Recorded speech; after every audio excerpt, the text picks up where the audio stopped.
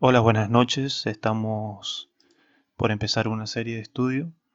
El tema que vamos a estar considerando es muy importante y muy descuidado en la actualidad. Somos de Predica el Evangelio y queremos comenzar con este tema, el tema de la santidad. Podemos caer en dos extremos si observamos mal esta doctrina.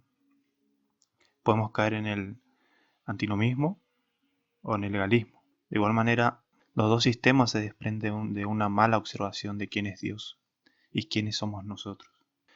Cuando hablamos de santidad o de santificación, o preguntamos sobre este tema, podríamos recibir diferentes respuestas y quizás muchas de ellas ni siquiera sean bíblicas.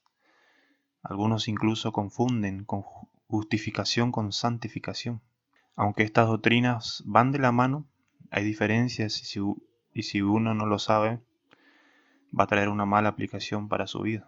Podemos ver ahí en el gráfico la diferencia de justificación y santificación.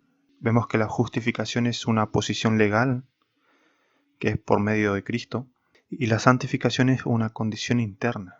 Vemos que la justificación también es una sola vez, para siempre, y la santificación, cuando hablamos de santificación siempre estamos nombrando la santificación progresiva aquí, porque la santificación posicional lo tenemos una vez, somos justos delante de Dios.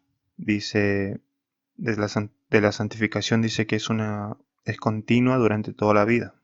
La justificación es por completo obra de Dios y la santificación nosotros cooperamos. La justificación vemos que es una obra perfecta en esta vida, porque es por la obra perfecta de Cristo que fuimos justos. Y la santificación no es así, no es perfecta en esta vida. La justificación, el último punto, es igual para todos los creyentes. Nadie puede ser más justo que otro, porque la justificación es por Cristo. Si somos justos es por medio de Cristo. Y la santificación se ve más en uno que en otros. Vemos que hay una diferencia entre la justificación y la santificación. Entonces, en la actualidad se confunde estas cosas. Siempre que hablamos de una doctrina también es bueno verlo de manera histórica. O sea, cómo se veía en esta doctrina en cristianos de la actualidad, de la antigüedad, cómo lucharon contra herejías o malas interpretaciones que surgieron de una mala observación de esta doctrina. Y para eso vamos a usar mucho el material de J.C. Ryle sobre santidad y algunos otros, pero el de Ryle será nuestra guía para este estudio. Hay que entender que para que un hombre pueda progresivamente crecer en santidad, debe primero estar unido a Cristo. Eso es primordial. ¿Qué quiero decir con esto? Que ninguno que no ha renacido de nuevo y que no tiene una naturaleza nueva, no puede avanzar en la madurez espiritual. No puede, porque no hubo una conversión en él y no hay vida, no hay una santidad posicional.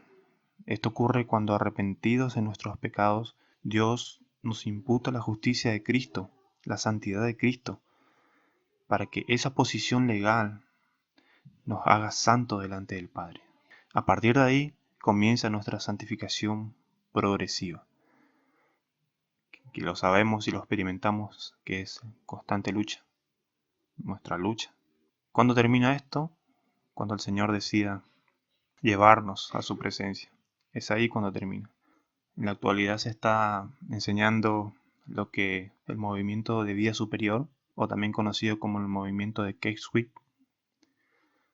es algo que surgió, que también se desprende de ahí el movimiento pietista o el movimiento wesleyano.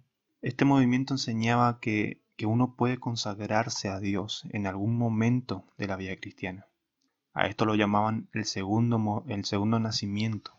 O sea, podría ser creyente, pero aún no vivías de manera consagrada delante de Dios. Y eras marcado como un cristiano, entre comillas, carnal. Y nadie cuestionaba tu conversión. ¿Por qué? Porque decían que todavía aún no se consagró a Dios. Ya llegará el momento que se va a consagrar a Dios. Hay que dejarle nomás que viva esa vida, que ya llegará el momento. Entonces nadie cuestionaba si eras cristiano o no. Y ahí lo vemos en la gráfica, vemos un ejemplo de cómo es este movimiento. Vemos que está la cruz, que representa nuestra conversión, y todavía uno no se dedicaba o no se consagraba a Dios. Después de la consagración a Dios, recién comenzaba nuestra lucha continua, nuestra santificación. Esto es mucho lo que se enseña, lo que se enseñaba y se sigue enseñando hoy en día, y nadie cuestiona. Por eso tenemos mucha gente que no se cuestiona, no se ve con las escrituras si es cristiano o no, porque se enseña de esta manera. Y esto también nos enseña Schaffer. Él dice lo siguiente: en virtud de presentar su cuerpo un sacrificio vivo, el Hijo de Dios se aparta así para Dios y se santifica experimentalmente. Para él, lo vemos, la santificación comienza con la entrega del creyente a Dios. No es que del momento de la cruz uno ya puede empezar la santificación progresiva, no. Él dice que cuando el cristiano decida consagrarse a Dios, ahí comienza la lucha, la santificación progresiva. Esto lo dice Schaffer. Entonces este acto de santificación progresiva se desprende, o es una obra divina separada del tiempo de la justificación. La justificación es desprendida de la santificación. En el libro que estamos estudiando de Ryrie, él dice estas palabras con respecto a esto: la regeneración, compatible con una vida de disipación y mundanalidad, es un invento de teólogos heréticos, pero jamás menciona en la Escritura. Por el contrario, Juan dice expresadamente que todo aquel que es nacido de Dios no practica el pecado, hace justicia, ama a su hermano y vence al mundo. En pocas palabras, donde no hay vida santa, no hay nuevo nacimiento. Es indudable que esto resulta duro de oír para muchos, pero ya sea duro o no lo sea, es la pura verdad bíblica. Está escrito claramente que cuando alguien es nacido de Dios, la simiente de Dios permanece en él y no puede pecar, porque es nacido de Dios. Un santo en el que no se advierte más que mundanalidad y pecado es un tipo de monstruo que no hallamos en la Escritura o en la Biblia.